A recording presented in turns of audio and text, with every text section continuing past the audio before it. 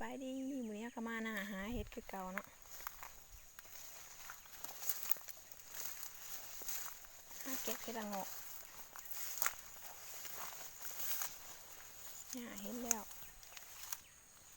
ดอกนี้พี่น้องบ้าดอกไงขนาดว้าวเห็นบ่เนี่ยดอกไงซะบานเลยเนาะเห็นตอนจูมสัม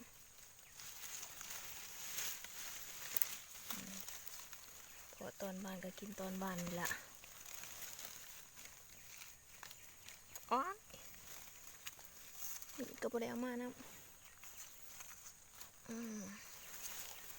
ว้าวดอกนี้เยอะซ้ำกันหนาคนพี่ละ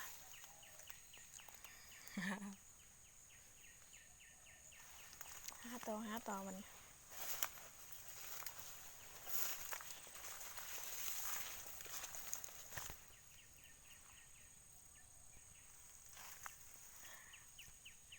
ง่ายคักเนาะ